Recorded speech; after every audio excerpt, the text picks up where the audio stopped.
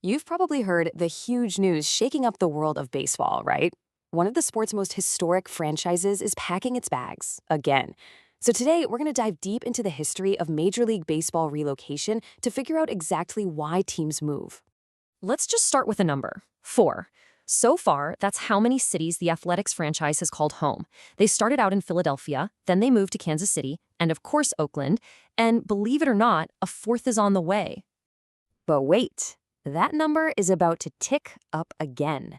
With their move to Las Vegas now official, the A's are relocating for a record-breaking fourth time. That makes Vegas their fifth home city, more than any other team in baseball history. And all of this just brings up a massive question for fans everywhere. Is this kind of thing normal?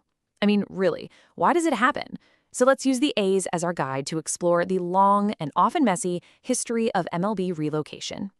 It really only makes sense to start with the team at the center of this whole story.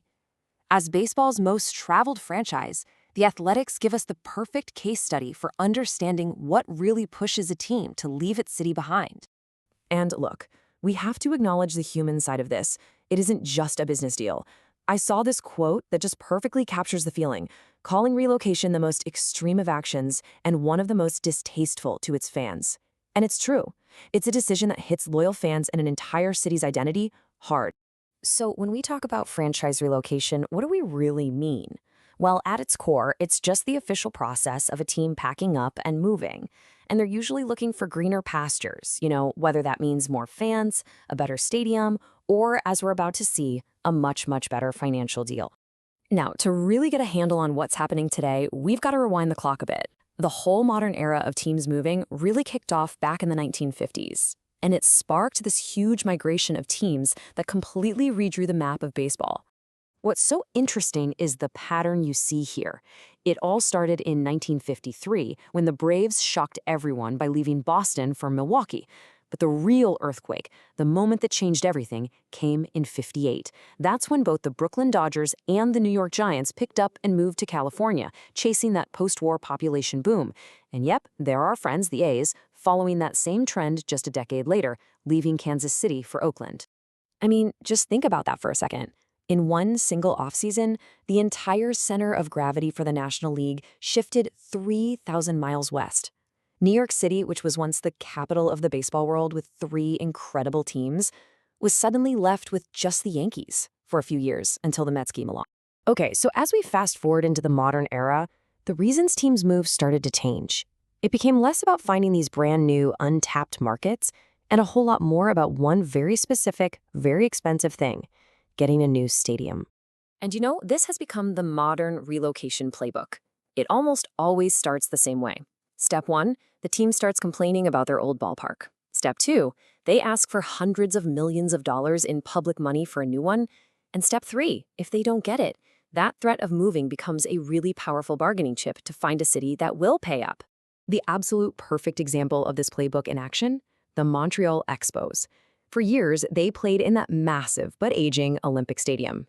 After they failed to get a new downtown ballpark and attendance started to drop, the team was moved to Washington, D.C. in 2005 and became the Nationals. And that was the last MLB relocation until now. Which brings us right back to Oakland. After years and years of failed talks in the Bay Area, the A's found a city ready to make a deal in Las Vegas. And this chart really shows you the heart of it. Yeah, private funding is covering most of the cost, but the number you really need to look at is that $380 million in public financing from the state of Nevada. That was the deal they just couldn't get done back in Oakland.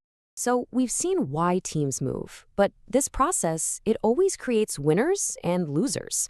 Let's take a look at which teams have been on the move the most and what actually happens to the cities they leave in the rearview mirror. When you lay it all out, a few names really pop. As we've been saying, the Athletics are just in a league of their own, about to be on their 4th move. But they're not totally alone. The Braves and the Orioles franchise have also bounced around, each calling 3 different cities home during their long histories. And what about the cities that lose their teams? While some places like Milwaukee or D.C. eventually got another franchise, 2 cities in this modern era have been left completely empty-handed. Montreal has been without a team since 2005, and now Oakland is set to join that really unfortunate list. So, after looking at more than 70 years of this, what's the ultimate legacy of relocation in baseball? Let's try to put it all together and break down the key takeaways from this long and often painful history. Well, you can see right here how the reasons have completely shifted over time. Back in the early days, it was all about expanding the sport, right? Finding those new markets out west. But as this chart shows, the modern era is dominated by stadium fights and the chase for public money. Things like attendance still matter, sure, but the stadium has become the #1 battleground. So here's the bottom line. The specific reasons might have changed, evolving from chasing the frontier to negotiating stadium deals. But the movement of franchises itself, that is not new. It has been a constant, if controversial, part of the business of baseball for decades. And that leaves us with one final, kind of unsettling question, doesn't it? The A's might be the latest team to pack their bags, but they almost certainly won't be the last. As long as teams and cities are negotiating over billion-dollar venues, the threat of relocation is always going to be there. The only real question is, which city will be next?